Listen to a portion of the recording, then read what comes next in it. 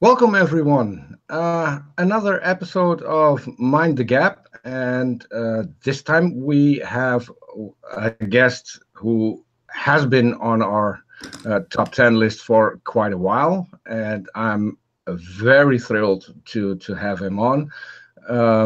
Co-hosting with me today is Charis and our guest, Anthony Magnabosco. Welcome, Anthony, and thanks for joining us. Thank you, Peter. Thank you, Charis. It's really delightful to be with you today. Yeah, I have to say it's great because I have been watching a lot of videos of you and I hope at least that I've learned a little bit from it as well. Um, because I still think that the way you do your interviews is probably the way uh, to make people think. Um, uh, I'll I'll Thanks. I'll give you a quick rundown of what we do. I got into this because of Kent Hovind. I stumbled upon a video of Kent Hovind, 100 Reasons Why Evolution is Stupid, and I was amazed that in this time people still think that way. So I started binge watching Kent Hovind, and then stumbled onto the Atheist Experience, Aron Ra, Seth Andrews, and when I watched the Atheist Experience, I pretty much wait a minute. I'm getting a message here now. No clue what's that about. Okay, so when I binge watched the Atheist Experience, I just got jealous because I wanted to do what they do, but in a different way. I just wanted to focus on one specific guest every episode, which is pretty much what you prefer as well. But you do it in a lot less time than we do. Um, so can I ask first of all what got you into it? Oh, wow. Well, that's a good question. That goes way back to about 5+ years ago when I was having really crappy conversations with God believers primarily. And I was arguing with them and presenting them with facts to show how wrong they were in their views. And right about that time, I discovered Peter Boghossian's book called A Manual for Creating Atheists, where he advocates for asking questions and start peeling back the reasons and the methods that people are using to be sure that their beliefs are true. And it really appealed to me because I was, like I said, I was struggling and having bad conversations and harming the relationships with the loved ones in my life. There are still damaged relationships today because of the way that I was engaging with people. And I read the book. I started going out and practicing it with strangers on the street. And much to my surprise and delight, I discovered that the method actually seems to be quite effective in helping a person, primarily in a one-on-one situation. Although you can record the talks and have people affected by it as well. Uh, People tend to slow down and think about the beliefs that they formed in quite a different way than if you were presenting them with evidence that might cause them to be uncomfortable about their beliefs. So that was the whole genesis of it, and it kind of exploded from there. There were no videos other than the ones that I was uploading. So maybe it was because I was sort of the first mover, but my videos started becoming noticed from people who were watching other atheist content like yourself, or it opened up doors where I actually went on the Atheist Experience and I was able to talk about this method and show a couple of video examples the second time I was on. And it's been really encouraging to see people learn this method and have positive experiences with it. Yeah, the second one I actually saw. That I think that was with Tracy, where you shared a couple of your videos. Yeah. Yeah, yeah, Yeah, that was cool. That was cool to be on. Well, they asked me, they're like, hey, you were on with Matt once before. Do you want to go on with Matt again, or do you have any preference? And I said, it's got to be Tracy. I've got to go on with Tracy. Can you please make it with Tracy? So they looked at the schedule and they found a date that I can go on and be on with Tracy Harris. I'm a big fan of hers. And it's so encouraging to see people who are influencers in the atheist community understand street epistemology to the point where they see the benefit of it and they want to promote it. And so it's so encouraging when you hit that, when you kind of hit that point. Mm-hmm. It really is. And see, I'm one of those who comes at it from the other side, if you will. I was the fundamentalist that you were having trouble introducing to evidence. And ironically, I was the one over there saying, I'm talking to all these atheists and I'm having so much trouble leading them to evidence. You can lead an atheist to evidence, but you can't make them think, is the Ray Comfort slogan, title of one of his books, in fact, I believe. And then when I deconverted, which is a long story in and of itself, Peter Boghossian's book is one of the first that I read. And to see that enacted by somebody like you on the streets in conjunction with the other street preachers that I have met and all of their styles contrasted with yours, compared to yours, it's just that all went through my head. It was a very strange process. If I could put it in visual form, it would be weird. That's interesting. I've had a couple encounters with people who used to be street preachers who may or may not be atheists now. I'm still not sure where some of them stand. Some of them are still theists. And they get really irate. Like they're very disturbed. Some of them are just disturbed by seeing similarities in the videos that I upload and other people are uploading, where we're initiating talks with people to talk about their deeply held beliefs. And try as we might to explain how different what we're doing is from the typical street preacher that you see who's pushing a worldview. I don't know what it is. I'm a little interested that you kind of your view on that some more if possible, but I guess I've just seen people just really take a disliking to what we're doing, and they don't seem to be able to get beyond what they think we're doing and take our word for it when we explain what we are doing. I might be able to give a little bit of insight into that for some people, but obviously I can't speak for everybody because, just like anybody else, street preachers are individuals and they'll have their own reasons for coming to this approach to evangelism. But for many of them, street preaching is their thing. It is part of their identity. And you have to remember, when it comes to many fundamentalists of many sects, this isn't just an activity. This isn't an extracurricular. This isn't something where you just feel so inspired to do one day and it's just something you're going to do. No, this is a cosmic spiritual battle between good and evil. And if you are out there making people doubt their beliefs, then you are coming at them from the stance of, the enemy throwing his fiery darts of temptation, and they have to put up their shield of faith against it. And if you are, in their view, commandeering their techniques, commandeering the techniques that they're using with the guidance of the Holy Spirit, then you are basically an instrument of Satan himself, twisting, using God's methods to twist the minds and hearts of men to evil. I mean, it really does get this theatric. This is not an exaggeration.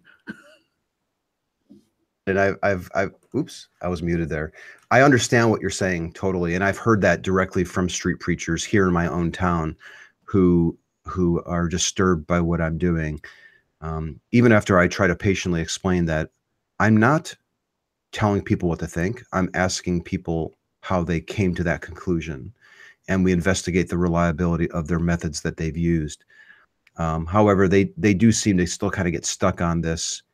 What I'm doing as a street preacher is virtuous, and you are an agent of Satan by asking these questions. And how dare you question these poor, unprepared people that are just so new in the faith. The other thing that I noticed that with these street preachers largely is that if you listen to the reasons why they believe, they tend to say that they used to be addicted to substances or to pornography.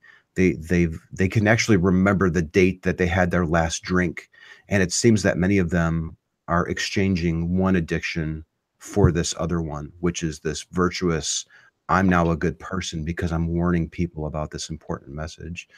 And I think it's fascinating. I have this fascination with street preachers as sort of a side hobby, where I like to listen to what they say, what they write. But I have to say, what we're doing, like, even though the examples that are on my channel are me initiating talks with strangers on the street, it's a small percent of the types of the conversations people are having where they're using this method. I was looking for video examples after reading Boghossian's book, and there were none. So I went out with my camera and I just started making them happen. And I'm really glad that I did, because I got very good at the technique, and I think other people started watching it and getting noticed. The method started getting noticed, and other people have sort of picked it up, and we've even improved at the method because of the video examples. But there's still always, whenever I do an interview or give a workshop on this method, I feel obligated to mention to everybody that SE does not mean starting conversations on the street with strangers exclusively. You can do it with that. And I've done that with great success, I think, over the last 5 years now. But the majority of the conversations are just happening organically, usually with people that you know, as opposed to strangers. And you're not alone. Many of the street preachers do the same. They incorporate their evangelism into day-to-day conversations with waitresses, with check-in people at the counter at the airlines, etc. And I think one misconception that some of them have is this idea that going out and talking to people is exclusive to Christianity and the likes of Peter and Paul when they were, and John the Baptist when they were yelling the supposed truth at people in the streets and getting flack for it. Persecution Bullshit. if they religious people don't have a lock on having conversations with people. They don't have a lock on community, supporting people by making donations, singing songs, morality. No, these are things that human beings do, and that makes me a little irate to hear that somebody might think that this is an exclusively Christian thing to go out and talk to people. Now, when I do have a conversation with somebody, I am not pushing the atheist worldview. I'm really not. In fact, I'll ask people to just pick the belief they want to discuss. I've been doing that for a few years now. Yeah, I've seen where you even try to direct the conversation away from what your particular views are, because that could bias their answer for the next question. You'd say, completely ignore me. What is your answer to that? And I think that's something a lot of us could learn from. It's kind of a double-edged sword, though, because yes, when I have a talk with somebody and they pick a topic, more than likely I understand the topic and I have a position on it, but I try to set aside my views on it to really probe how they determine that belief is true. And there are times where the person says, whether it's 5 minutes into the talk or 10 minutes, or even before we do the talk, they might say, okay, Anthony, before we talk about abortion, gun control, God, karma, magic, ghosts, what do you think about it? And given the choice, I would try to wait until the end of the dialogue or the questioning phase of them before I gave them my view, because I want them to be as honest and open as possible. And sometimes when people know that when they discover that you don't share the same view, they become defensive, and they start convincing you rather than explaining why they believe it. And I think there's a difference there. The flip side of this, though, is that when you tell people, or when people observe conversations where I'm saying, hey, before I answer whether I believe in a God or not until the end of our talk, if that's okay with you, viewers watch that, and some of them say, oh, look he's holding back, he's being deceptive in in his approach here, because he's not telling them. I'm not telling them because I don't want to influence them. Now, if somebody insists and say, Anthony, no, before we talk, I need to know where you stand on this, I'll tell them where I stand. I don't have a problem with that. But I recognize that doing so could actually negatively impact the pace and the direction of the conversation. Yeah, I've seen a couple of people asking you before that, and I've seen how reluctant you are to share that, and I would agree, at least for what you are doing and the way you're doing it. It's also irrelevant what your position is, because you're not putting forward a position at all. I did have a couple of questions already from people in the chat, and because of you touching on street preachers real briefly, we have a couple of people who also run a channel. I don't know if you're familiar with Apologia or Godless Engineer. So we have Caitlin Chloe from Godless Engineer and Apologia in the chat. And Apologia asked, oh, fantastic. I love both of them. Okay, so well, that makes two of us. Yeah, I think what Paul does is sheer amazing. I mean, I was really one of the first of them in the future. Okay, so Paul, yeah, he just made a joke when you said Peter and Paul, that you were maybe trying to announce a new show with the both of us. So, but yeah, I think having you on Paul's channel would be cool. I'm Can you pretty imagine sure how many people's skin that would get under? A lot of people.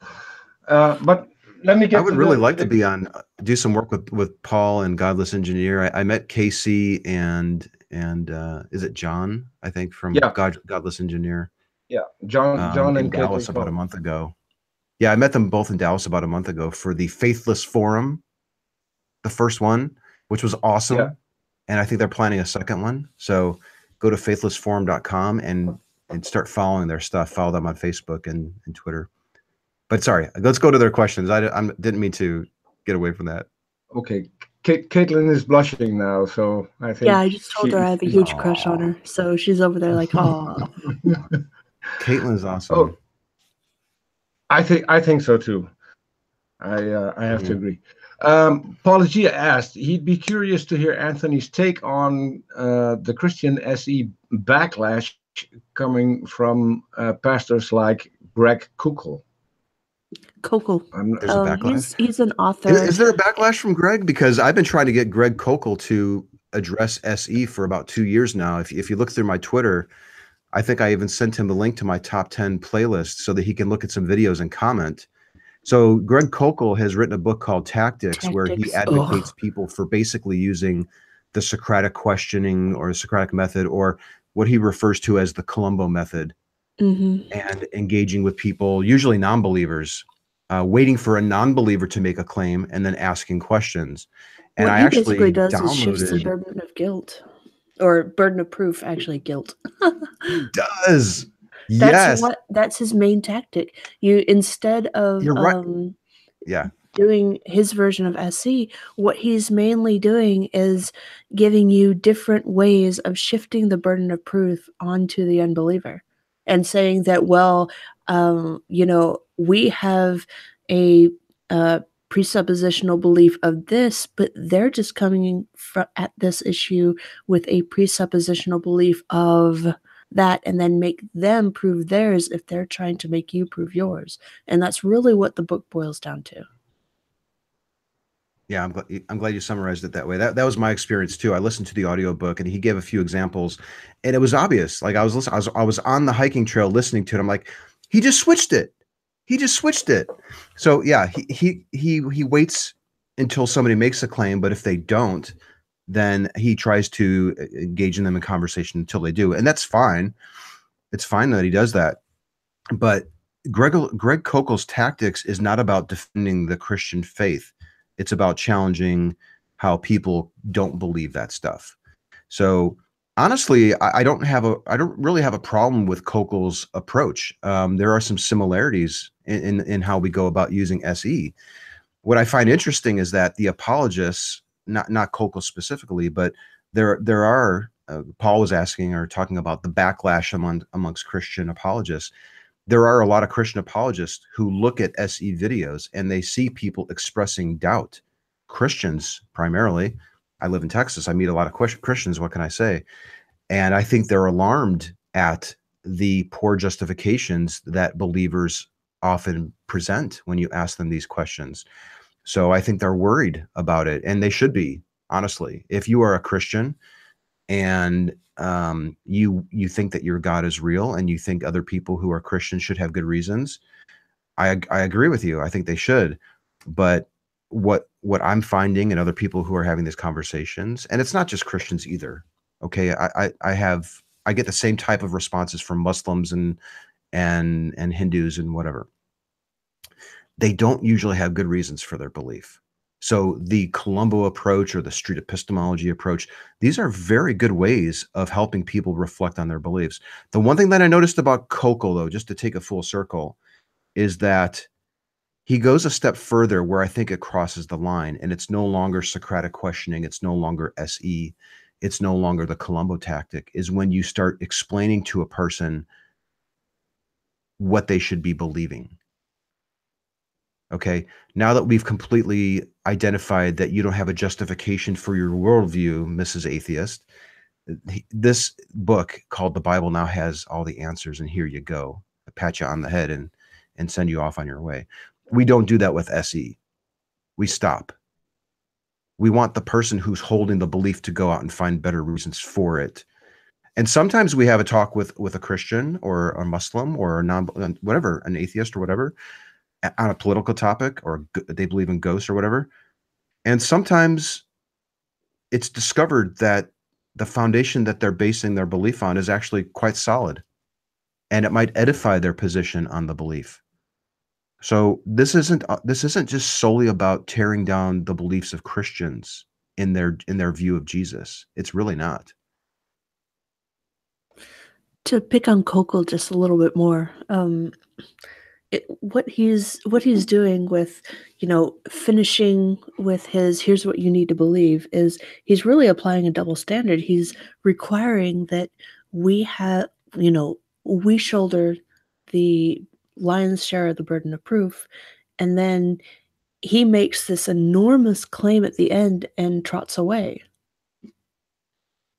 It's a huge double standard, in my opinion.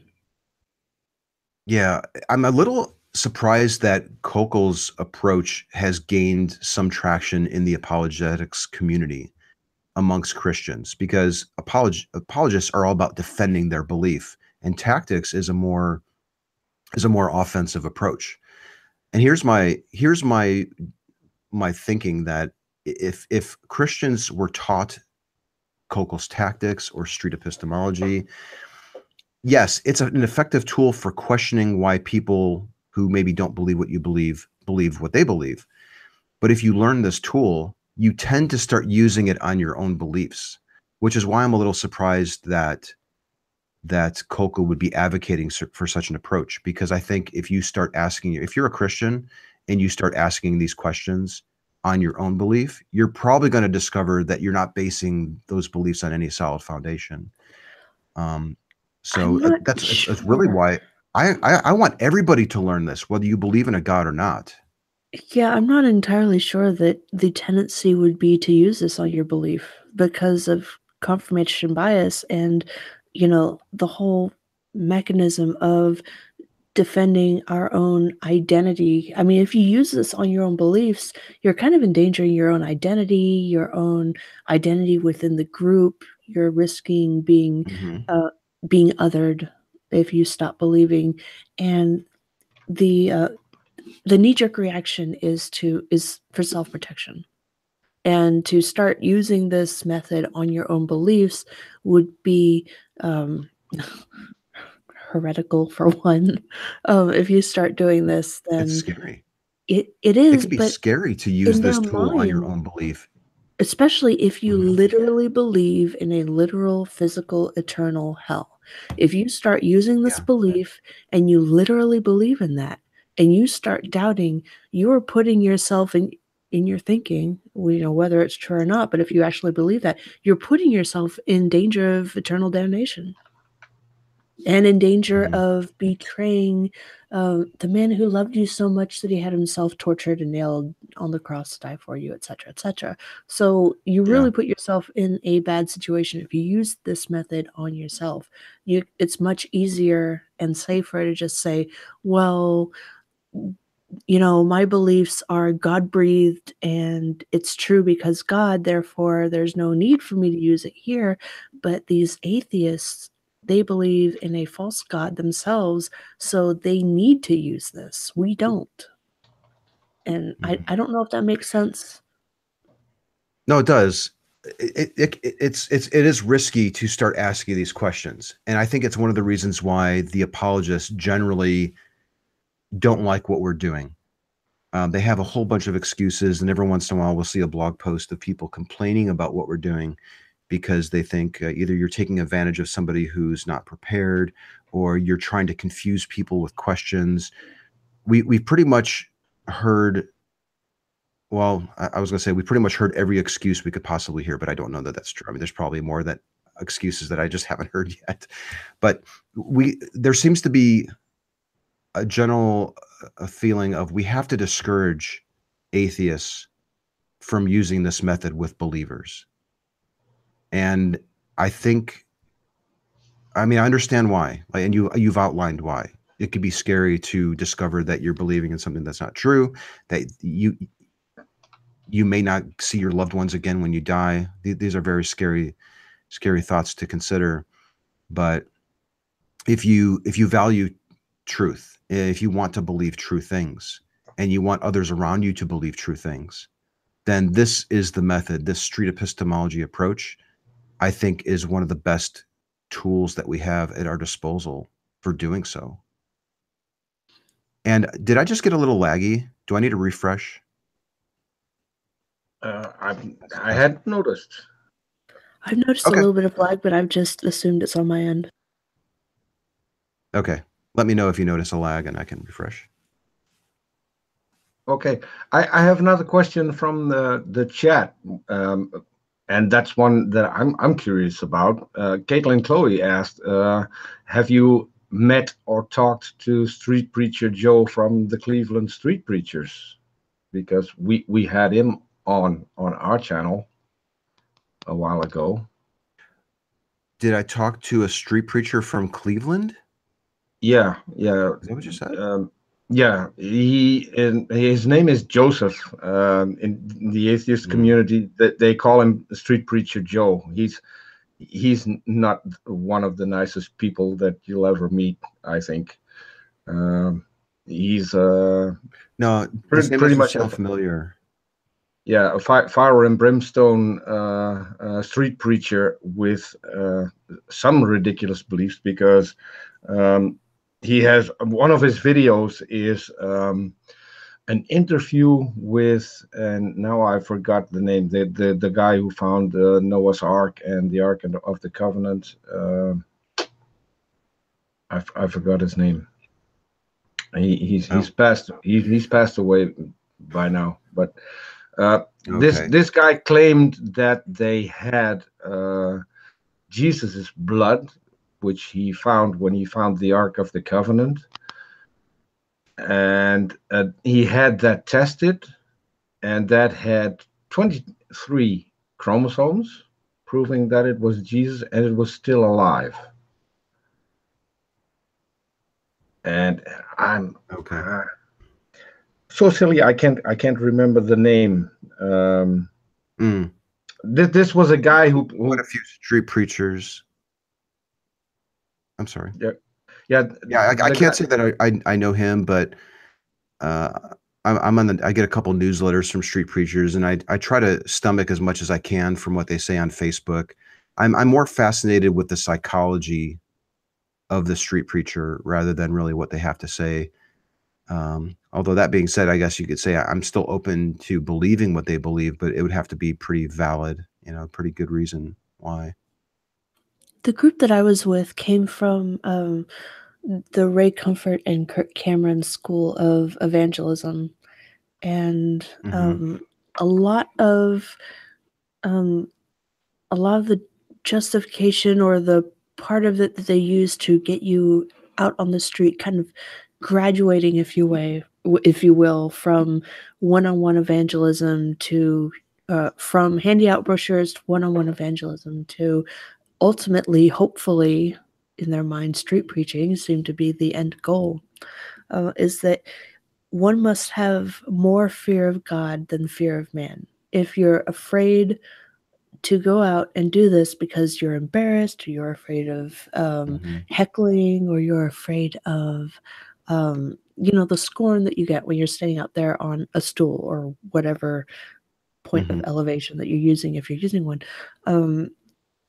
If you have more fear of that than fear of God, then you're in sin.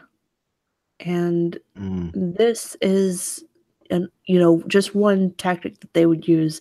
I don't know if that's useful to you as far as figuring out some of the psychology for it, but that was free.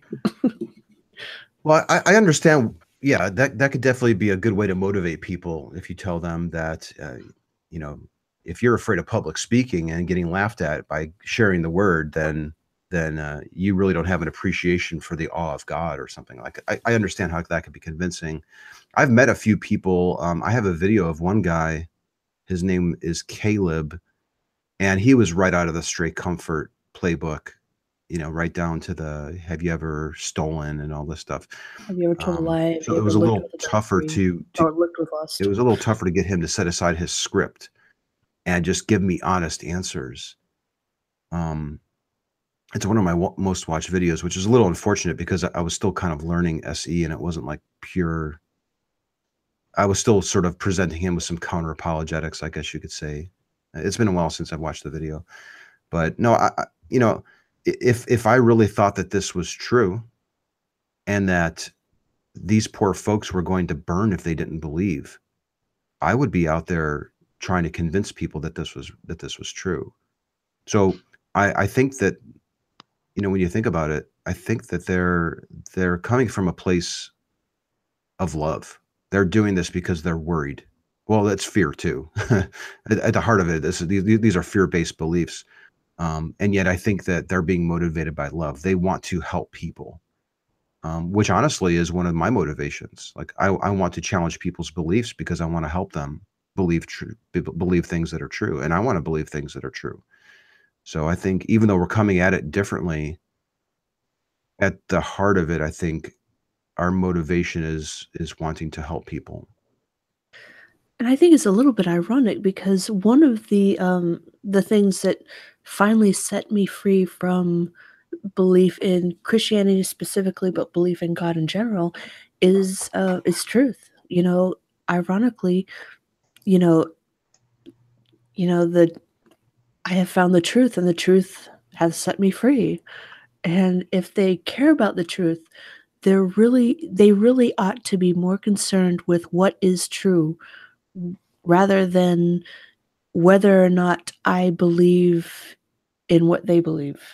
I mean, many of these tactics, Greg Koukl or otherwise, focuses on them trying to convince us that make us question our beliefs without them having to have any knowledge of truth, whether that's truth from science, truth from, whatever.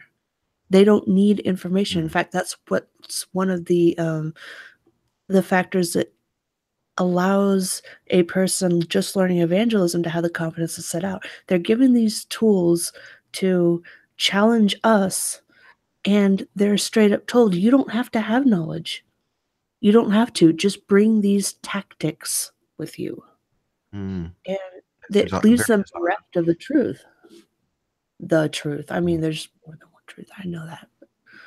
Yeah, you tend to notice a double standard when you talk to street preachers in particular. There was one talk, I think his name was David, and he was explaining that he wouldn't believe evolution until it could be shown to him. But then later on, he revealed that he was willing to believe in God without any demonstration of it. And I didn't pick up on it at the time. It was only after, when I was like editing the video, that I was like, oh my gosh, there's a double standard there. Why didn't I point that out? So I think the people themselves don't even realize that they're holding non-believers perhaps to a higher standard to be able to justify their worldview. And then the believer themselves can just say, well, it just really comes down to faith, and I'm virtuous for believing this on faith. And you should consider believing this and taking this on faith. And one guy even told me, just pretend, for the next 60 days, just pretend that you believe it, and let's just see what happens. I think God's going to find you after 60 days if you just pretend to believe it. How utterly dishonest, how despicable. I don't want to go off on a tangent on that, but I think the point here is that believers tend to not give a lot of thought to the foundation of their view. They know what to believe because they listen to their preacher, their priest, whatever, their imam. They have a vague understanding of some of the reasons why. I was raised that way, or I get a good feeling from it. I can see the benefit. We're actually helping the poor people in my community because we believe this. That's why. But they don't really take the time to examine the how or the methodology. How did they determine that those reasons were solid? And that's where the epistemology comes in. That's where the beauty of these types of questions that you see in a street epistemology type of conversation, that's the meat of it. If you ask a person what they believe and why, but you never examine their methodology, you're kind of just spinning your wheels. You're working all week for no paycheck, in my view. That's where you can really understand, did they build this belief on a solid footing? You're exactly right. And I think what kind of puts the nail in the coffin there is that if they come to their belief with a solid foundation, then that kind of decimates faith. And without faith, you cannot please God. It's either, faith or knowledge. Pick one. Faith is such an elusive word. I've had people, apologists lately. It's interesting. When I ask somebody on the street, how did you determine that this belief is true? They might say, well, I believe in God. I believe it because it's in the Bible. And I have determined that the Bible is a source of truth because I have faith that that's the case. They are explaining to you that they're using faith to make these big leaps. The apologists rarely will admit that it's coming down to faith. I think they understand that faith is an unreliable epistemology, and they don't go that way. They stay far, far away from it. But your apologist is not your typical believer. Your typical believer has never heard of William Lane Craig. They don't know who the hell Kent Hovind is. So we're almost kind of wasting our time by getting too wrapped up in what these apologists have to say. Yes, there could be some benefit. I have a friend who has a channel where he engages with these apologists, and that's great because they do have a small following. But I think our biggest bang for the buck is to learn street epistemology and gently and respectfully challenge the methodology that a person used to conclude that their belief is true, and ask every single person in your immediate vicinity, the regular, everyday churchgoer, someone who believes in Allah or Vishnu or whatever, and have these conversations. These are the people that I think are still probably within reach. And those are the conversations that I think could probably be the most fruitful. Yeah, I would agree. I'd like to have a couple of questions in from that people have sent in earlier, but I actually have a question myself because I've seen you on a couple of videos, and it's not something that I've so far have anyone seen you ask or heard the answer. How did you get to street epistemology, and how did it? Did you get to the decision? This is what I want to do. I'm going to go out on the streets and I'm going to talk to people. Well, of course, like I mentioned, I read Boghossian's book. I started looking for video examples, and there weren't any. All there was a Facebook group with about 300 people in it, I think, at the time, who were just sharing their stories of using these types of questions. So I started going out and filming them and uploading my content, and then getting good feedback from people to say, you should improve this, or stop asking that, or why are you conflating knowledge and belief? They're two separate things. So you get some wonderful suggestions from people. And like I was really just looking to have better conversations and see if I could help a person reflect on their belief. And even early on, I think one of my goals was, I want to see if I can get a person to abandon this belief. Let them pick the belief. But wouldn't it be interesting if I could ask questions and a person stops believing what they really think is true because they've reflected on it? What an interesting thing. This is like, what is more important than helping the people around you believe things that are true? So like faith to me is not virtuous, but No. I think it's virtuous to engage with people to find true things and discard beliefs that are not true. What a better way to help a person than to have them discard a belief that is false? So that was kind of my motivation. My motivation really was to help people and to practice this method, to poke holes in it and see. I'm a skeptic. I didn't see video examples. All I had were these claims made by Boghossian and a few other people who were using his method, on the Facebook group. And I wanted to see for myself if it worked. So there were a lot of motivations behind me going out and doing it and recording the talks. And those were just a handful of them. There were probably several more. When somebody starts trying to justify their use of faith, and you start giving them an answer, are there any situations in which you would say that faith, or a certain type of faith, might be virtuous or beneficial or acceptable, or something positive in any way?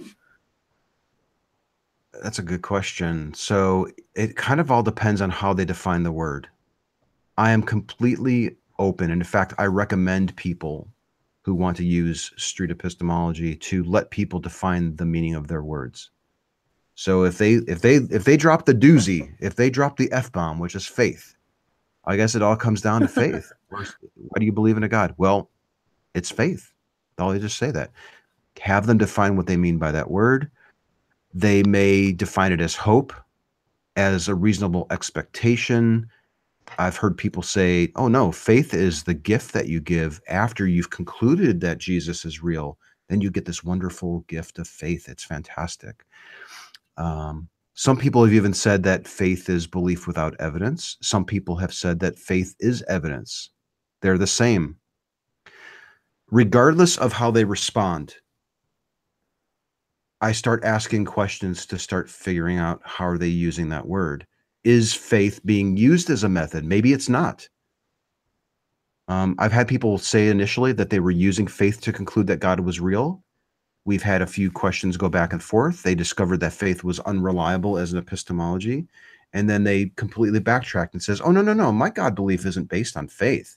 Faith is what you faith is what you get after you believe. So it's kind of interesting. My talk with Cherry, I think that comes up. So to answer your question, the way that I respond to people when they mention faith and they think that it's virtuous, I want to understand, how are they using that word? Tell me how you're using it. Don't make any assumptions. Don't assume that they're pretending to know things that they don't know. Don't assume that it's belief without evidence. Ask them what they mean by that word and try to figure out how they're using that word in just regular everyday examples. Do you use faith in your life for things besides concluding that Vishnu is real? And if they say, oh yeah, I used faith the other day when I was studying for a test. I studied all night long. I realized that I didn't get to all the different chapters, and I just had faith that I was going to pass it. So you can start using real world everyday examples to figure out how they're using these words and if they're being consistent when they're applying it to the claim that a God is real, for example. I would fully agree, because that's a problem I still see when people are talking to each other, and that goes for pretty much every subject, is assuming what the other thinks and taking it from there. And I have to say that I've been guilty of doing that. Um, the moment Charis joined our channel, is an example I bring up a lot, because Charis comes from a very evangelical. I'm struggling with words. Evangelical background, and as a street preacher, and she taught me that the way a lot of those street preachers think and a lot of evangelicals think is completely different to what I expected. So, and I still make mistakes to this day. I'm always learning, which is something I shouldn't use regarding one of the people that I'm struggling with on Twitter, but. Yeah, I'm still learning, and I've learned an awful lot from Charis regarding the other side and how they think and their defense systems, because there are defense systems that they are taught, or maybe just grew up with, and well, think about it. Would you rather tear down a misrepresentation of a person's belief, or fully understand what they believe, why, and how they determine that it's true, and have them discover through your questioning that it's based on a cracked foundation, that they used a faulty epistemology? I would much rather go for the latter, because they can easily dismiss your misrepresentation. Oh, she didn't understand what I was saying. She was asserting that I use words differently than what I use them as. That's not helping anybody. So my advice to atheists, for example, who are looking to have better conversations with believers, is fully understand what the person believes and how they're using these words. Steelman their position. Try to figure out the strongest argument they have, and what epistemology or method did they use to get to this conclusion. If you can help them discover that the best representation of their belief is subpar, you've likely helped them reflect on that belief, and they might even lower their confidence in it or abandon the belief altogether. Whereas if you're just attacking a straw man, they're going to realize that you're misrepresenting them, and they're going to blow off everything that you're doing. So it's important that we listen to people. It's important that we repeat back what they're saying, so that we can minimize confusion. There's always going to be some confusion, but if you can try to fully understand what a person believes and help them discover that they've used a poor epistemology, you're going to likely help them reflect on that belief like they've never done before. That cannot be overstated, because even within denominations, there are varying beliefs on certain topics. And if you go into a conversation with a presupposition that they believe XYZ because that's what Orthodox Christianity teaches, or that's what the Southern Baptist Convention states, or that's what Catholicism normally teaches, chances are this individual person that you're talking to is going to have a different idea of that, or completely disagree with something that you're saying. And if you're misrepresenting them, even without realizing it, one, they're not going to appreciate it. Two, you're arguing with somebody who is not standing there talking to you. You're arguing with somebody else, and you're not arguing with the person that you're talking to. So make sure to do exactly what Anthony says and figure out words are hard. Figure out what that person says. Like he said, steelman it. Don't strawman it. Let them do that. Steelman their beliefs. And if you're looking, these conversations go well when a person is being honest with you. So if you can show them that you really do intend to represent them in their best possible light, that will probably help them be more open and honest with you. So it's advantageous. It's in everyone's best interest to be as receptive and listen and try to fully understand what they're telling you rather than create some caricature of what they believe. Okay, I want to get back to something that you showed us before we went live. You had a clip you wanted to share with us. Well, so you had asked before yeah, I have a clip lined up. It's about 6 minutes long, and it's me standing on a college campus. And I pulled this one mainly because I just recently updated the thumbnail of it, so I had a chance to watch it. It's not a perfect example of SE. Like this was from 2015, and I think I've improved a little bit since then. But it might be a good example to show your viewers if they wanted to get an idea of what is kind of a what's happening in these conversations. Yeah, would be great. So okay, maybe you can just let me know if you can hear the sound. And if you want me to pause it at any point, please go ahead and just tell me to pause it. I'm good, dude. You got 5 minutes for an interview? Sure. Beautiful. Can I live stream and record it? Are you down with that? Yeah, that's fine. Thank you. Just so you know what I'm doing, I have 5-minute chats with just random people walking by to see if they believe in like supernatural stuff. God, karma, magic. Are you down with anything like that? I believe more in God. I'm a Catholic. So. You're a Catholic? Yes, sir. Can we do this like a 5-minute chat? Like I'll just ask questions. It'll be really absolutely friendly and respectful. Absolutely. Okay. And you're okay if I live stream and record, right? Of course. Okay, cool. Can I get your first name? Ian. Hi, I'm Anthony. Nice to meet you. Nice to meet you too.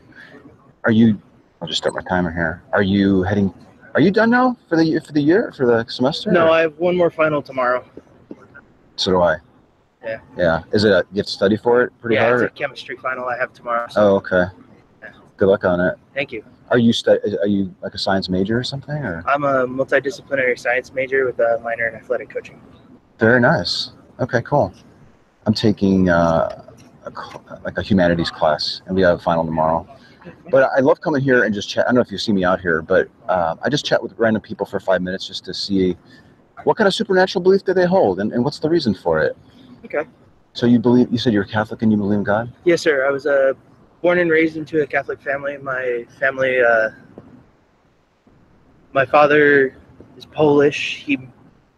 His family immigrated over here, and he married his mother immigrated from Ireland, and she was Irish Catholic, so she raised him Catholic. Okay. And he then met my mother, who was also raised Catholic from an Italian family. So a long history of Catholic upbringing. Yes, sir. And you don't have to call me sir. I'm Anthony. So okay. But if you're more comfortable doing that, that's fine. Okay, so would you say that that's one of the main reasons why you think it's true? Like, do you think that God really exists? I do. I mean, but like all people, I have my questions that I'm still searching for the answers for. Haven't found them exactly. Okay. But I appreciate your honesty. If I were to just throw out a scale of belief, just to get an idea of where you're at, and you could be anywhere on the scale, or if you don't like the scale, we don't have to do it. But let's say 0% is I have no doubt. I'm sorry, I have all confidence. Sorry, I'm getting confused here. 100% is I have all confidence and no doubt that the God exists. 0% would be I have all doubt. There's no confidence. Where would you be on that scale? I'm confident that he exists, but like I said, I still have questions about some things that he touches that I don't understand. Okay. Yeah. So I know he exists. Like I believe in a higher power. Mm-hmm. It's just some of the ways that it works is a little I question. I know it's hard to put into words. Can a person be at the 100% mark and still be questioning? Yeah, I believe that. Okay. Because they fully believe but yet they still don't. They may not understand how his miracles work. Because why would you believe in something if you're not sure how it works? I mean, I was born and raised into it.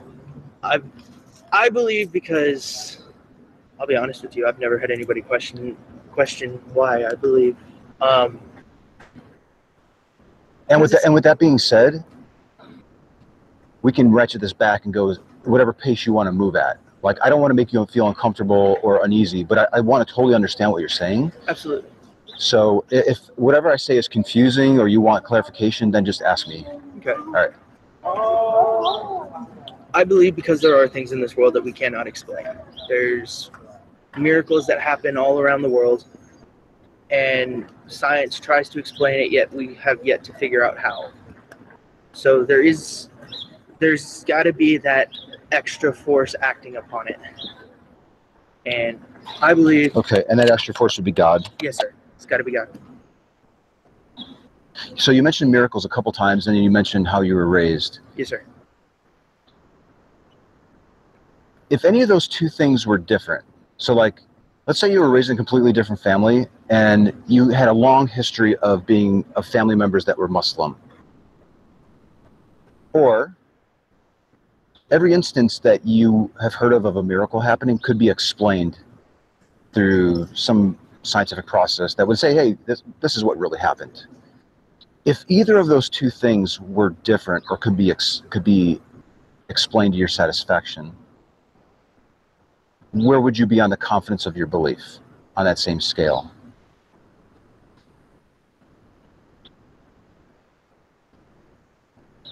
If it was another time, if it was another family, another way I was raised, I'm not entirely sure how I would believe about it. But I just how to phrase it. Take your time.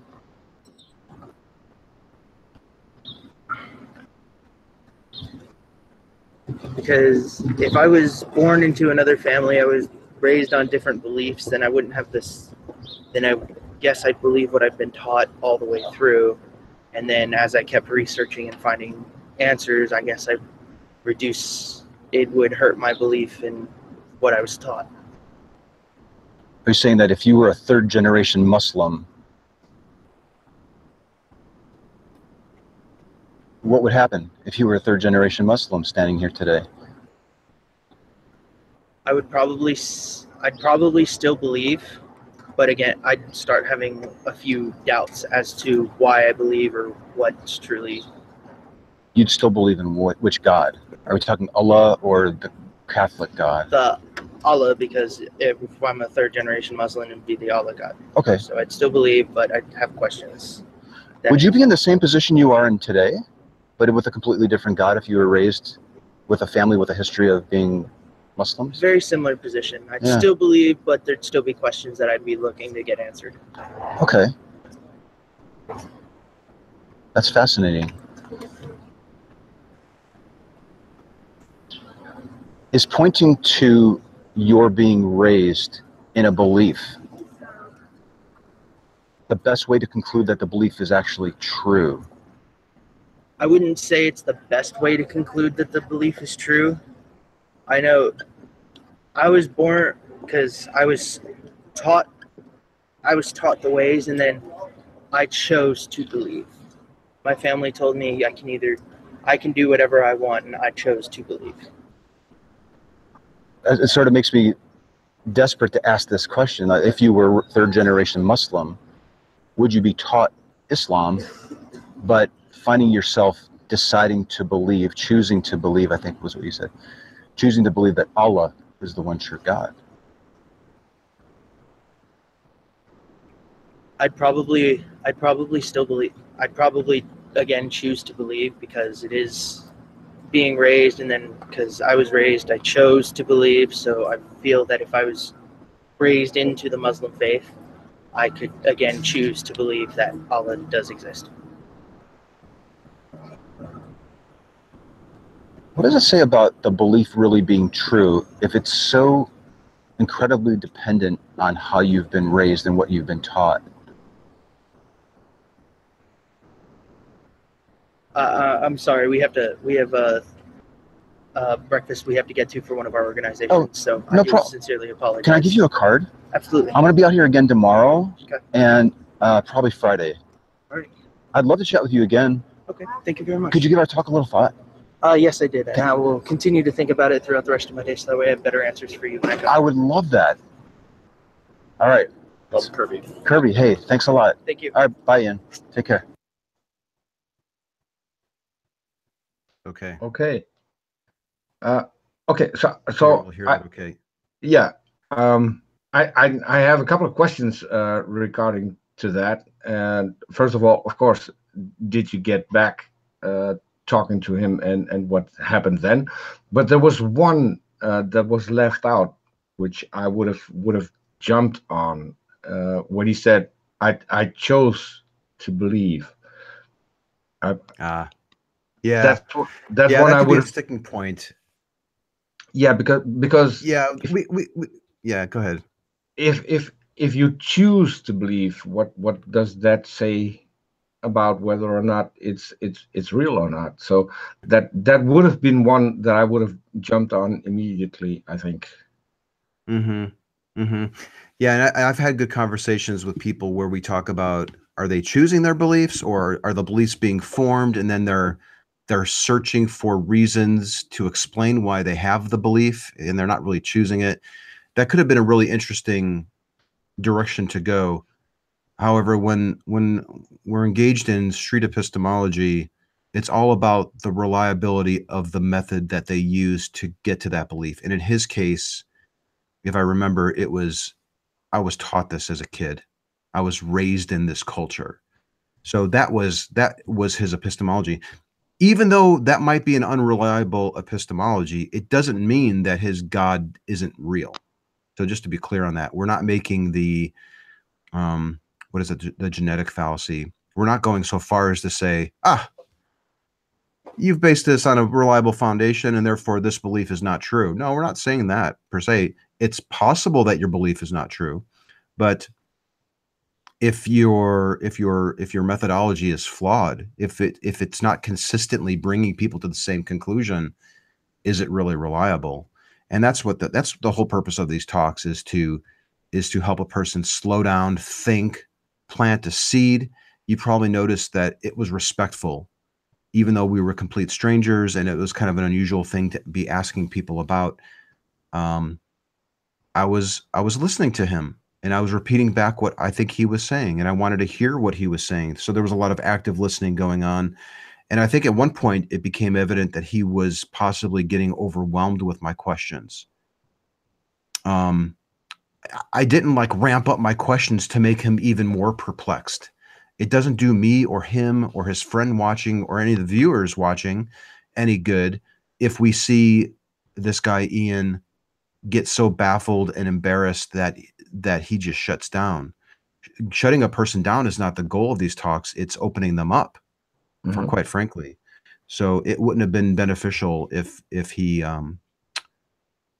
was so unprepared that he just started shutting down, but he didn't. He opened up. What was interesting though about this talk is this is the first time I think where somebody interrupted it to say, "Oh my gosh, I just remembered. I've got something. I've got to go." Now, maybe he really did have somewhere to go. Maybe he was running a little bit late and he only had time for 5 minutes. Or possibly, maybe the questions did make him feel somewhat uncomfortable and he wanted to wrap it up because he wanted to get the hell out of there. Or perhaps some other explanation. Yeah. What I'm curious about, just because that's what I thought as well, that he might have found a way to escape. Did you get back to him and what happened next? I did spot him about a year later wearing the same orange sweatshirt. I was driving with my kids kind of near the school. They're this busy expressway, and I saw him and a couple friends walking across the street. I couldn't pull over. It was dangerous. It was a dangerous situation. I was like, oh my gosh, that's him. I interviewed that guy. I wonder what he thinks. I wonder if he remembers. Now, in that case, I never ran into him again other than that one sighting. And he never emailed me. You saw at the end, I gave him my card where people can email me. And a lot of people do. This guy never did. Sometimes in those situations, the friend will reach out to me, or I'll spot the friend later, and he'll say, you know, that talk that you did with my friend, it really shook him up. He was talking about it all day long, and then he couldn't sleep that night, and we ended up talking about it the next day, and he ended up going to his priest and talking about that. And you get all these stories, and some of it's firsthand, where they say, I was up all night thinking about that talk. And sometimes they even reach out 2 years later to say, that little brief conversation that we had on the campus led me on a journey of self-discovery to figure out if my beliefs are true or not. And I realized that I really couldn't believe this thing anymore. So these talks there's something really interesting about it. And again, you don't have to start them on the street with strangers. These videos are out there. We initiate them, not just me, other people. We are initiating them so that we have examples to practice with and show others how to do it. So that when you're in an Uber and the driver makes some comment, or you're sitting down at the dinner table with a loved one and they want to go on about how you need to change your life around because Jesus is real, you now have these tools to respectfully, gently, and effectively challenge their belief. Before we get into you telling me how I need to believe this, can we have a discussion about how you determine that it's true? Yeah. And when it comes to these supernatural beliefs, what you're going to probably find is that they don't have good reasons for it. They have reasons for it, but it's the foundation that those reasons are built on that is unreliable, and that it seems to be the case time and time again. Have you ever encountered knee-jerk reactions of anger at asking these questions of a person? Mm-hmm. There have been a couple times. I was not on this campus. Well, actually on this campus, I have had instructors come up to me and even campus police wondering why I'm out there, and are you bugging people? What's going on? What type of questions are you asking? Somebody said that you're asking people about death and dying and what happens after they after they die. I don't think I ever initiated a talk like that, but it's kind of funny what gets back to you second, third hand. Yeah, sometimes people at this one trail recently I've been going to, a woman saw me out there with my camera and just wanted to know, why am I out there having these talks? And she sort of quickly was able to assess that I didn't believe in a God. And I think she was really threatened by that. Why are you out here asking these poor people these questions? Don't you have anything better to do with your time? So yeah, I think people do. They get a little threatened by just even asking what you believe can be threatening to people. But when you start getting into their reasons and probing those reasons, prodding them, and maybe some people at a certain level realize that these beliefs are not built on solid foundations, and they understand the implications of what you could be doing by asking these questions. So yeah, there are some people that are very threatened by what I'm doing. Mostly though, it's not people that I meet in person. It's people that will tweet at me, and every single thing that they tweet at me is to contest what I say, or tell me that I'm actually causing more harm than good, or you just need to stop what you're doing. You haven't thought this through, Anthony, you poor thing. I'm going to pray for you. So a lot of the pushback that I seem to get is online. It's not from people in person, it seems. So if a person was to encounter an angry theist, let's say, just simply because of you asking these questions, similar to, well, some evangelists are encountered with angry people who are threatened by them asking questions. So a person asking questions who encounters a very angry, defensive person in response, what would be your recommendation for handling that situation if any of us or our listeners found themselves in that situation? Okay. So if you are an atheist and you encounter a street preacher who's saying things that you don't like, the worst thing that you can do, in my view, is to start going up to that street preacher and yelling at them, or playing street preacher bingo and ridiculing what they're saying. They want a crowd standing around. They want people to be standing around, disagreeing, arguing with them. They literally put out newsletters explaining how to get people riled up. And they see large crowds as justification that they're doing something virtuous. Can So don't confirm. argue with them.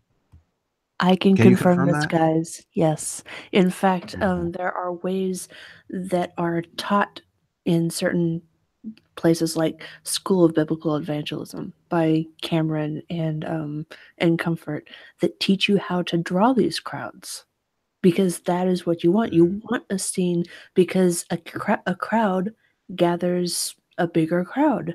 It gathers more eyes and ears for the preacher to talk to. So yeah, as you were saying though.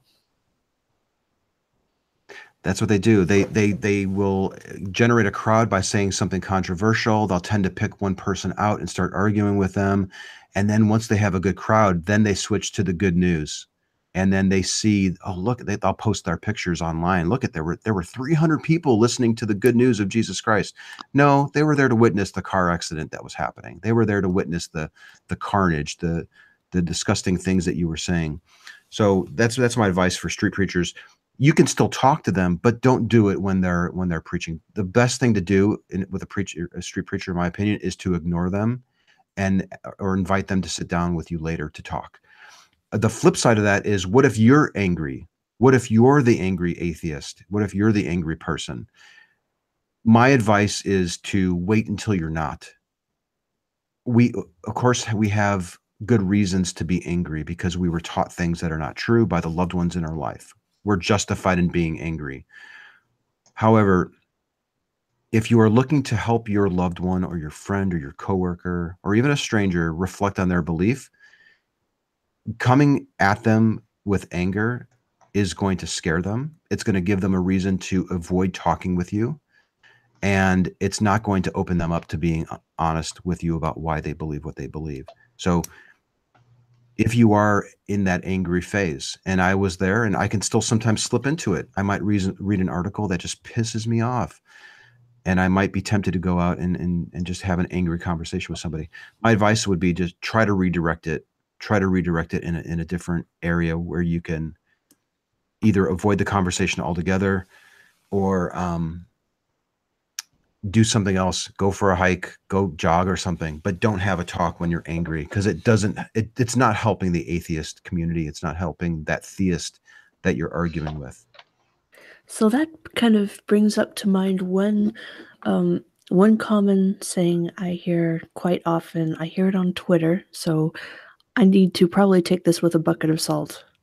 And that is, one of the best ways to counter ridiculous thinking or ridiculous beliefs is by ridiculing those beliefs, because those beliefs cannot stand up so well to laughter and ridicule.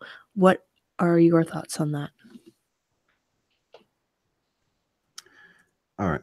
It's nuanced, so bear with me here. Ridicule does have its place. Observers.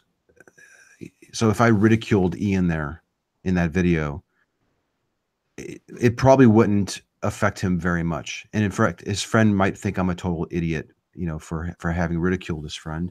But then again, his friend might have been like, wow, Anthony's really making some good points by kind of teasing Ian about this. And I believe the same thing as Ian.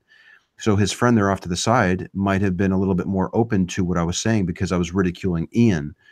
But ridiculing Ian is not going to probably help Ian.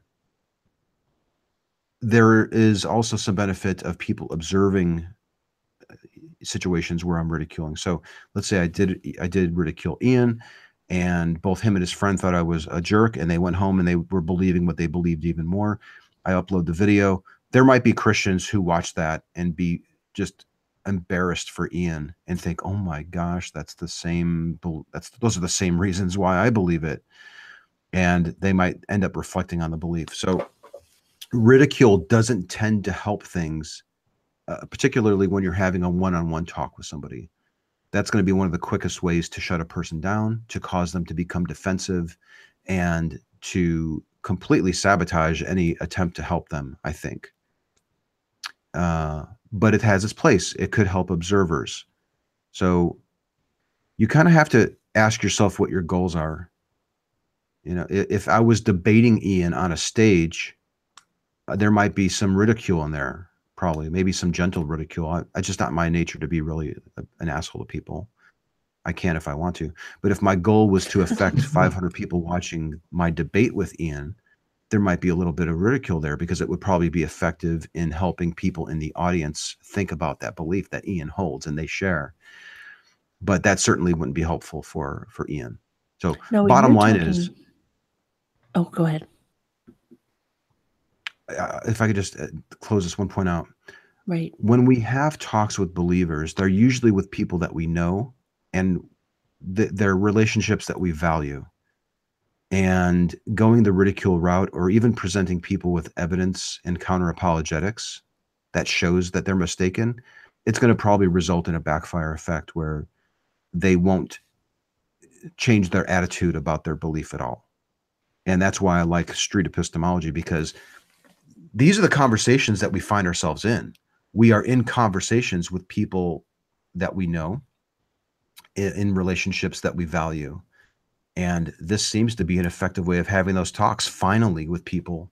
So as tempting as you might be to want to argue, and if you're still going through that angry atheist sort of phase, I understand that. But take a look at the bigger picture, and hopefully your viewers will understand that this is another tool that's available to them. Okay, I have another question from the chat before I want to throw that in. I want to reflect on what you just said just now. You live in Texas. I've spoken to Aron Ra a couple of times, and several other people from Texas. One of our co-hosts is from Austin. Atheists aren't always viewed as being decent people, and I think Texas might be the worst state for that, where atheists are viewed as tools of Satan. Is that something that you get when you're standing on a street corner and talk to people? Is that a thing in what you do? There are some people who view atheists that way, that they're very scared. You'll notice them visibly step back or cross their arms. It tends to put a damper on the conversation. So there are some people like that. But what I'm finding is that we must have reached a tipping point at some point, like in the last 5 or 10 years, where the majority of the people, at least in my community here in Texas, I live in San Antonio, it's definitely more conservative than Austin. But most of the people that I run into who believe in a God know somebody who doesn't. They have a friend, a cousin, a coworker, and they realize that these are not bad people. So admitting that you're an atheist is not a big of a hurdle these days, it seems. Sure, you can still encounter people who are going to clam up the second they understand that you're an atheist. Oh my gosh, this guy has no morals. He believes in Satan. They don't even know what the word means. I've had a neighbor ask me if I was a Scientologist after I said I was atheist. So there's just a lot of ignorance. People just don't know even what the word means. But for the people that understand that it means that you don't believe in a God, the reaction is not quite as negative, it seems, lately. And maybe it's just the way that I'm letting them know. I'm just not springing it on them. I'm sort of easing them into it. I don't know. Maybe there's something subtle going on where just my delivery has improved when I disclose this stuff. But generally, people are pretty understanding. Okay, I have a question from the chat for you. The Lavender Lady asked, what would you say to people who question your credibility because you don't or can't define epistemology to their liking? And she has had an encounter regarding to that. If I don't define epistemology to their liking, well, typically if I run into somebody, like I mentioned earlier, I'm willing to go with whatever definition they want. Epistemology is the study of knowledge, which it seems in a way it's kind of a misnomer as far as what I'm doing. I'm more interested in beliefs, not knowledge. And I'm interested in a person's confidence in their belief. So there has been a little pushback, like, oh, you're using you shouldn't be saying that you're doing street epistemology because you have no formal training in this, and you don't really understand what that word means. There's probably some truth to that. Like, there's probably a better descriptor of what we're doing besides street epistemology. Street implies that we're going out on the street, and as we talked about before, you don't have to do that. Epistemology implies that we're interested in what people know, and we're not really interested in that either. We're interested in their methodology. So their methodology in how they can be so confident that their beliefs are true. So I don't know if I would push back too much. I would probably end up agreeing that the way that we're using the word epistemology might be different than a formal understanding of what that word is. Okay. There's another thing I want to come back to. We touched on this briefly before we went live. The video, I'm not sure which of us mentioned this first. The guy who came back to you after a long time, who was, you explained it to me, but I already forgot. He was in some kind of a ministry position. Oh, that guy. And you talked that was actually a 2-on-1, him and his friend, and he came back to you later and said, this talk really changed my life, and he became an atheist. That's right. I had a talk with a couple of people on camera who have come back to me years later, months later, to say that I don't believe what I professed to believe when we talked. One of them was a guy who ended up becoming a good friend of mine. His name is Daniel, and he was he was walking by with a friend, and they ended up talking. They believed in the Christian God. They were out there. I think they were group leaders for an on-campus Christian ministry. They were 100%. They both reported that they were 100% confident that their belief in this God is true. And what was interesting about that talk is he reached out 2 years later to say that I don't believe anymore. And your conversation got me started on investigating this belief. It wasn't the main reason why, but it got me started on a journey of investigating this belief. And I can't believe it anymore. I can't take anything on faith. What was really nice about that talk, well, there were a couple things. He admitted later, I think, when we did a follow-up talk, when he reported 100% confidence in his belief, he wasn't 100% at the time. It turned out he was saying that because his friend was standing by. So I think there's something to be said for one-on-one talks where there's nobody else watching. I think people might be more honest with you.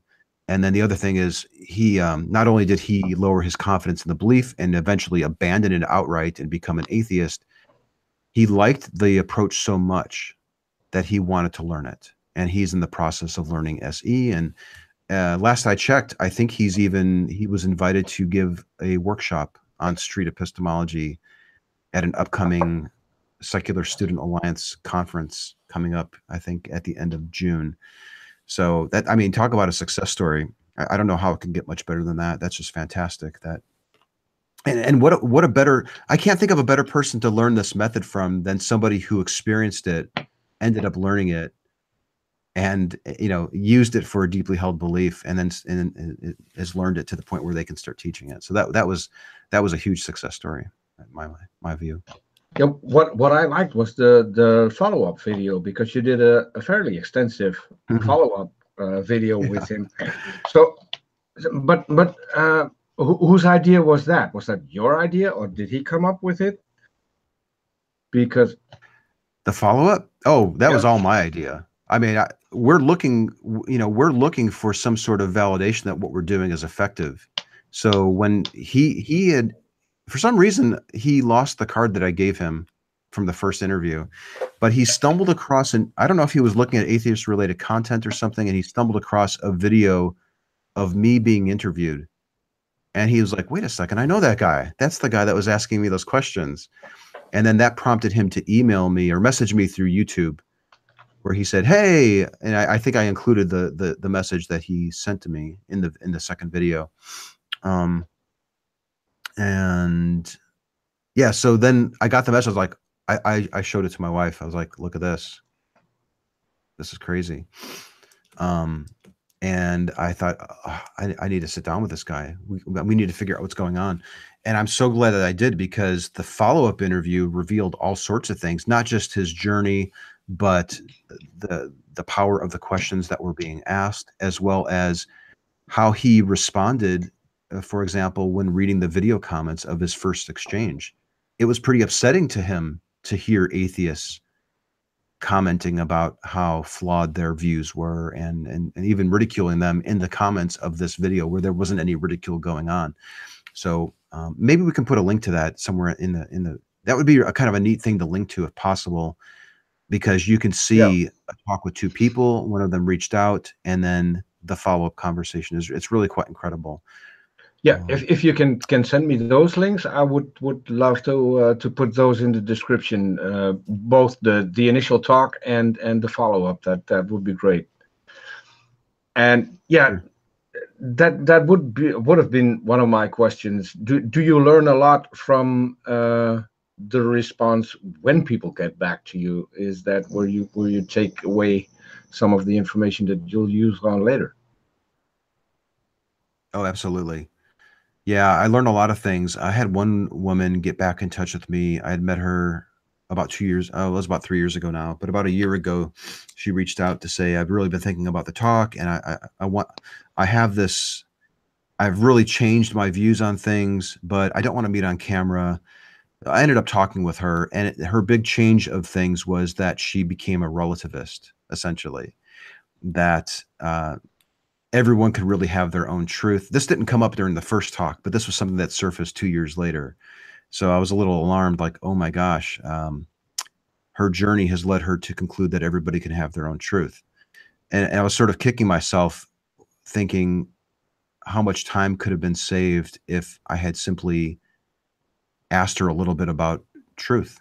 And what is your definition of truth? And can truth be the same, or can truth be different to two different people? That might have been a valuable thing to have in the first conversation, but I was new. I didn't even think to ask it. So sometimes you learn things about the conversations that you had where you end up kicking yourself. And I was a little, I don't want to say depressed, but I was saddened after getting the update from that person that it seemed like the conversation that we had didn't really help her all that much, that maybe things were even possibly worse from that point of view.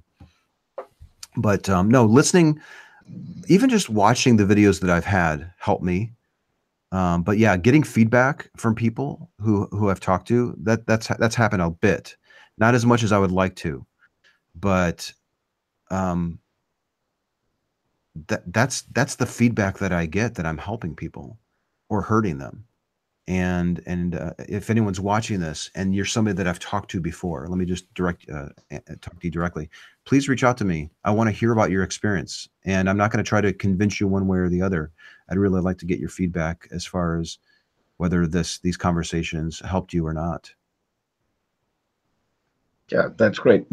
We're coming up. We already passed 1.5 hours. We said we would probably wrap it up around this time, but there's one conversation I do like to mention, because it's probably one of my favorites on your channel, for two different reasons. Because I like the person who's with you in that video, and because it was a teaching video, and I'm referring to the one you did with Aron Ra. And yeah, so, that was cool. And I have a good 26 minutes here left to talk, but yeah, that was fun. Okay. Yeah, well, what was fun, is what I'm saying. What I took away from it initially is you were teaching him to be gentle, and back then I think it made an impact, because Aron now does talks on his own channel with basically just people he meets on Twitter. And I think he did take a lot away from the talk that he had with you, because he was, at least that's how I felt it.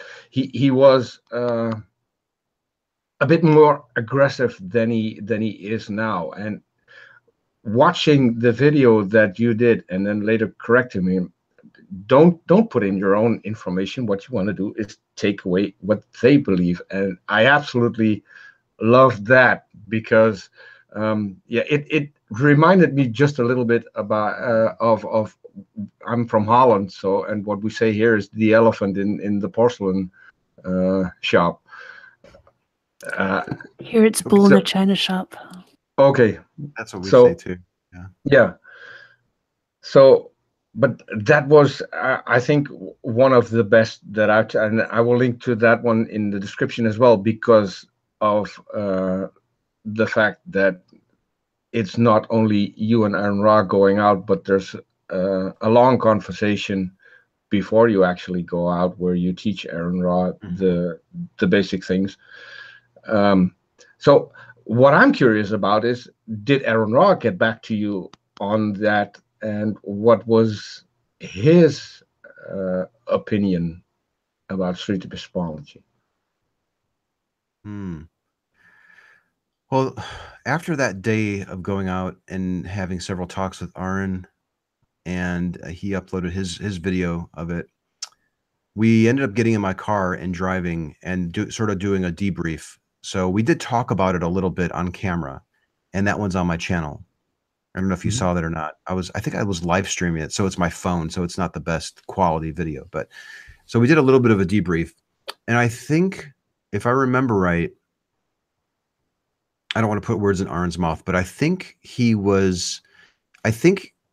sees the benefit of the SE approach, that asking questions can really help a person peel back rather than pile on, I think was the words that I used during the training session with Aron.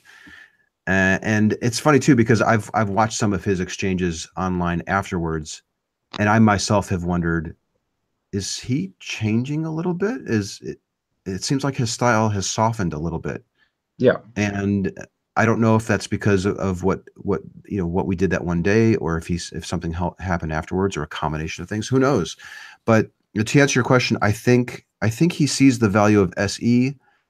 I think he might recognize that it's not for everybody, and he might be one of those people who might really struggle ignoring the nonsense. I think he might have a real hard time of letting that stuff go for the benefit of examining the epistemology. And that's something that I struggled with too. But you get over it. Once you realize that you're hitting your head against the wall, you start to learn, okay, my urge here is to correct them that the Bhagavad Gita is older than the Bible, but I understand now that my doing so at this point is not going to help that person. I think he's getting that. But it's difficult. It's difficult to resist the urge to correct people when they're so blatantly mistaken on things. And kind of back to what we were talking about, I think with Aron, it's coming from a place of wanting to help people. He and our approaches are very different, but we are both, I think, driven because we want to help the people around us. So he's a great guy. I was just hanging out with him 2 weeks ago, I think, in Dallas it was, and we went out and had a beer. Our styles are different, but we appreciate each other's approaches, and we appreciate the goals that we have with people and what's motivating us. So I think he could still benefit from learning the approach more and practicing it even more. And maybe that's something that he intends to do. I don't really know. We don't really talk about it all that much. But I don't think that he thinks SE is foolish or a waste of time. It would be really interesting to get his take on it. Yeah, I would agree that he doesn't think that, because I think he's really using it in some. I've seen him use a lot of it in recent talks. By the way, funny you say our approaches differ, and you had a beer. Your approaches there differ even also because you Yeah. both. I saw on Facebook you both mentioned your favorite beer. But yeah, mine was a pale ale, and his was like the darkest of the dark beer you could possibly get. So it's like a perfect metaphor for our different styles, perhaps. Yeah, and I have to admit, he's a great guy. He's a great guy, and he's a great friend. And I would love to have another opportunity to do some SE with him again. I think that'd be really cool to do. Yeah, great. I'd be definitely looking forward to seeing that because, yeah, as I said, I'm a fan of both of you, so a video with the both of you is a rare treat. So I'd love to see that happen again. But yeah, I love Aron's style, and I love his aggressiveness and his humor in the talks that he gives, because I think they're sheer awesome. I wish I could do that, but in the one-on-one conversations, I'm pretty sure that he has changed and is still changing and still softening up, and I think it's helping him, and I think that he sees that it's helping him having better conversations. So I'm pretty sure that at least part of it, he has to stay Aron Ra, because that would ruin everything if he would make a complete change, because he's still. I don't know about that. Like, yeah, I understand he has an image, right? He has a persona, and people have an expectation of what Aron Ra should be. But people change over time, and as he gets older, and as he starts learning more things, about psychology and how people respond to questioning, he's not a foolish person. If he were to discover that, the way that he's going about having talks with people is not helping anybody, then maybe he would change his style.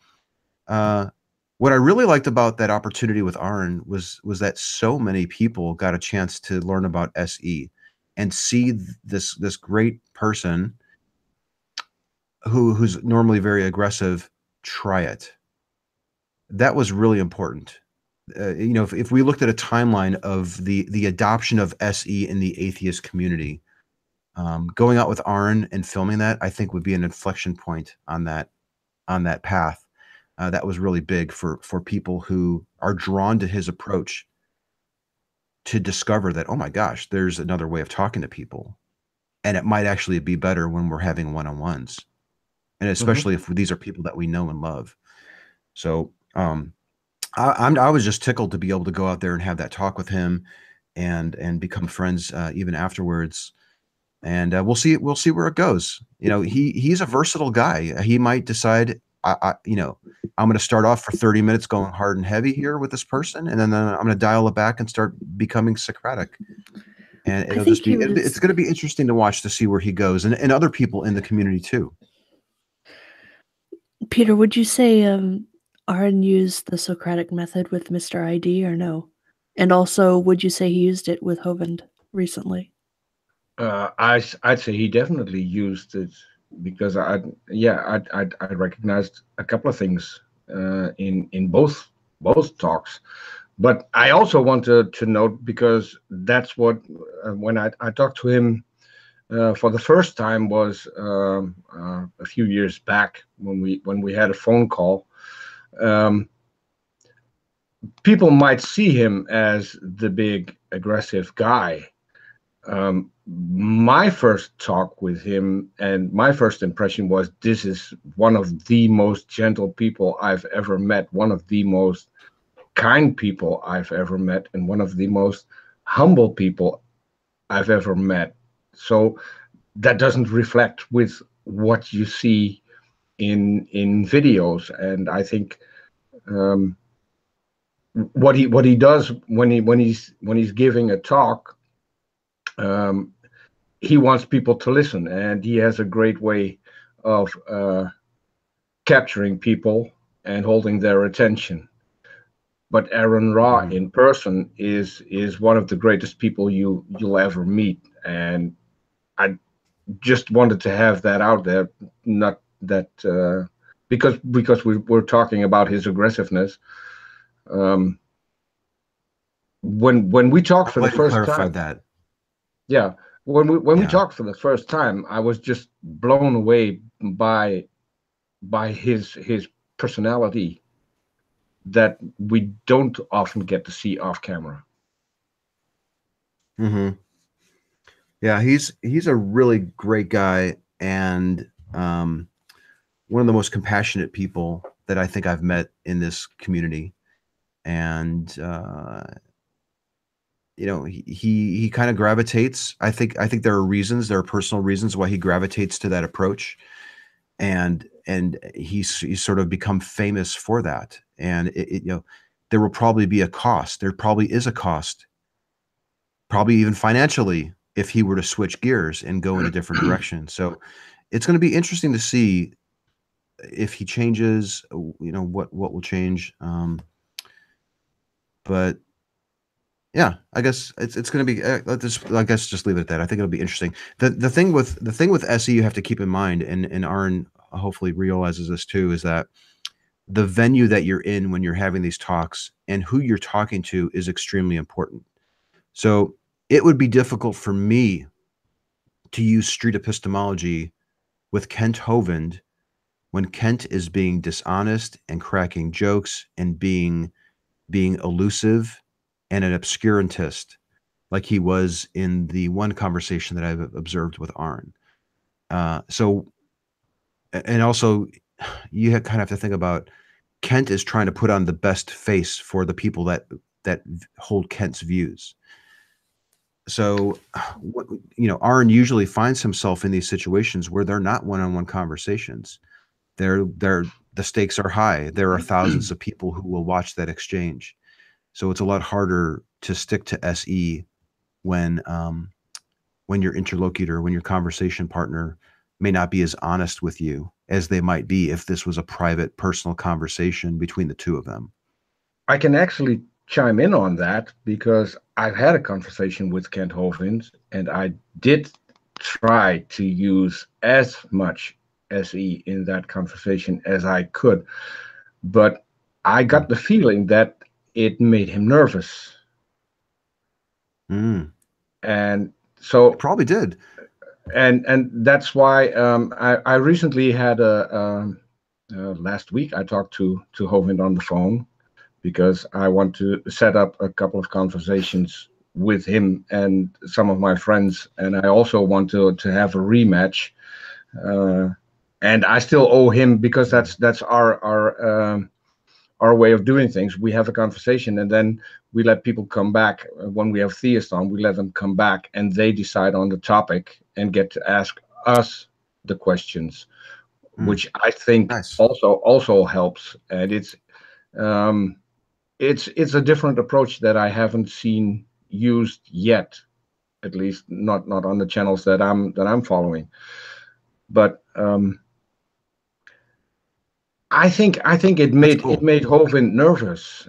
So I'm anxious to give it another shot and see where I get, because if you're asking Hovind questions about what he believes and why he believes it, he's getting nervous. He has his shtick on evolution and creationism, but he doesn't talk a lot about his personal beliefs. He doesn't talk a lot about the reasons why he believes, and that's something that I wanted. There was a really good interview.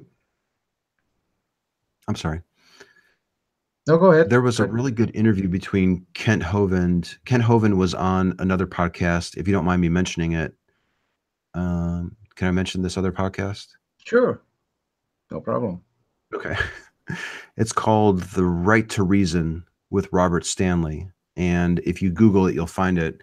And Robert was asking him a lot of street epistemology based questions. And it was great. And I don't know if I would use the word nervous, but I think it definitely put Kent Hovind a little bit on the back foot. He was definitely cautious. He was a lot more cautious in how he was responding, and he wasn't just giving his pat joke answers.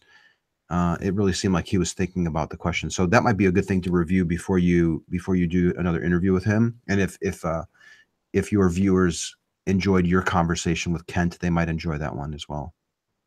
Yeah. Well, I'm hoping to get I honestly don't see myself ever using counter apologetics with somebody who's not ready for it. I would street epistemology is so good for figuring out where a person is, and then if they are ready for evidence and they are ready for counter apologetics, you can give that to them. But most believers aren't ready for it. They are not believing because they have evidence for their belief, and they will even say, even if there was no evidence for this belief, I'd still believe it. If you have a believer that's disclosing that, you are wasting your time by providing them with counter evidence, with counter apologetics. You need to figure out their epistemology. You need to find out if they've built it on a reliable epistemology. You need to find out if they value truth. And only after those hurdles are cleared does it make sense to start getting into providing them with evidence. Would you consider a presuppositionalist one of those who does not value truth, or is that more nuanced? There's a question in the chat from Jen who's asking if you've used SE with a presuppositionalist. I have. They're more challenging because, frankly, I think presuppositionalists are being dishonest with you and with themselves. They are simply asserting, as far as I understand most of them, they claim to know things because they just know it. Because you can know something, therefore I know that this is true. And they seem to be one of the most dishonest apologists out there. They don't even go to faith. Like they just assert that it's true. And that's how they know that it's true, because I've just asserted that it's true. It's so tough. If you don't have an honest conversation partner, it's hard to really have a talk with them. It really is. So, what I guess the best advice I have for precepts at this point is to talk about how they first discovered the presuppositional argument. Were they less confident in that their God existed before they discovered this argument? Usually, what I'm finding is that people that are precepts are very, very close to abandoning their belief because the argument is so weak. They realize that they don't have evidence for their belief. They realize that faith is an unreliable epistemology. And the last, most desperate explanation for why they believe is, well, because I've asserted that it's true. I mean, it's the weakest argument. So I think it's probably like it's the last vestiges of their justifications before they just acknowledge that they don't believe in a God and they don't know that one exists. And so I have to give voice to them. Oh, sorry. Go ahead. No, go ahead. Well, that statement there reminds me of the pretty much inevitable response from many on the other side, who will then come back with, but you are starting with your presuppositions of insert, XYZ here. Naturalism. And how, yeah, right, empiricism. You know where I'm going with this. That your senses work. Yeah. So what would be your, if you could shorten a response down into, a minute or less, what would that be? Well, I think you need to acknowledge that you do have your own biases, your own presuppositions, and don't deny that you don't, because we do. I think we all have presuppositions. I just don't go so far as to say that I'm absolutely certain of something because I've just asserted that that's the case. That's just the big difference there. Like I'm open to changing my mind. I'm open to being shown that what I've presupposed, for example, might be incorrect. But you don't tend to get the same in return when somebody is presupposing that their God is real or that it was revealed to them in the scriptures. Well, you just mentioned where they discovered presuppositionalism. I actually saw a video of Seitan Bruggencate, which I think, and I know that he took it down quite soon after he posted it on his website. He did an interview with someone who just asked him those questions, and what he said was he was terrible at apologetics, and then went on Google, and that's where he found presuppositionalism. So Yeah. I'd argue with him that it wasn't a revelation from God. It was a revelation from Google, if anything. And An interesting direction. An interesting. Yeah, go ahead. Sorry. No, go ahead. An interesting direction to go with presuppositionalists is to ask them how they plan on informing their children that their children are presupposing that the God is real. Like, take me through the process. You know, Sai, if you have a daughter and she's 9 years old, is she presupposing that your God is real, that her God is real, or are you going to teach her that she's presupposing? And I think if you just have a conversation about the mechanics of how that conversation would play out, I think it would become pretty evident that the dishonesty of the claim that they're making and the things that they're saying, I think it'll become pretty evident. Is there ever a time when you do become a little bit more aggressive? Aggressive? I guess that's now a combination of aggressive and abrasive. Aggressive or abrasive? Yeah. There are times where I become abrasive. I have a video with this one guy. I think his name is Robert, and I have a playlist with him. So if you want to check that out. The first 2 talks, I was using SE. I ran into him once, and then a year passed before I spotted him again, and he vaguely remembered the first conversation. It didn't seem like my questions were making any headway on the second exchange. And then when I ran into him 2 weeks later, I was live streaming at the time, and I think I even told my viewers, I'm going to try something a little bit more aggressive here, more abrasive is a good word. And I was kind of cutting him off a little bit, and I'm like, how could you believe this? It's not reliable. Is that a reliable way? Like, I was changing my tone to be more abrasive. And I think that might have been more effective in that instance, because it didn't seem like my gentle questioning was really helping him in the second exchange, and he forgot about the first one, I think. So I did try to mix things up. Now, whether that made things better or for worse, I don't know. He never got back to me. I never had a fourth conversation to get that feedback. But yeah, sometimes I will mix it up. Sometimes I mix it up because I'm just getting frustrated. Like, nothing's getting through to this guy. What's going on? But sometimes I just do it for experimental purposes too. Would you say there's a situation in which a little bit more aggressive method is more, to use a word that you used earlier, fruitful? I think, yes, it can certainly help if you recognize that people are observing your talk, and you could be more aggressive, and it might help the people who are watching, and it might help the person that you're talking to. Like I talked about earlier, that SE is so good for assessing where a person is and then meeting them where they're at. And you might encounter a person who is, listen, stop beating around the bush with these questions. Just tell me why I'm mistaken. If I saw evidence that there was a land creature, a creature to show how a transitional creature between the sea and the land, then I probably would lower my confidence in evolution, and therefore I'd lower my confidence in the God. Like, give me the evidence. And I might be a little bit more direct in my approach as far as giving them that evidence, rather than, gently dancing around with questions. So you kind of just have to see where your conversation partner is at and try to meet them where they're at. And sometimes being direct, and sometimes even being a little bit abrasive, like you said, that's a great word, could be helpful. Okay, we're coming up on 2 hours. I think we might want to wrap it up right here. There's one last question I'd like to ask, and because I know you watched a couple of our videos, I'd like to know, what do you think of shows like the atheist experience, and then in comparison to that, the things that we do, the smaller channels, do you think it's a good thing? Do you need it needs to be more structured, or people need to be better informed before they start a channel? What's your take on that?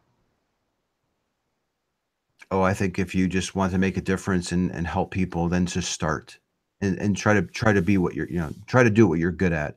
If you are typically more of a direct, aggressive person and you want to start a channel and have those types of conversations, do it, because there will be people who will respond to that, whether they believe what you believe or don't. They will respond to that, and many people will respond positively and start thinking about their beliefs. Yeah, the shows like the Atheist Experience are excellent.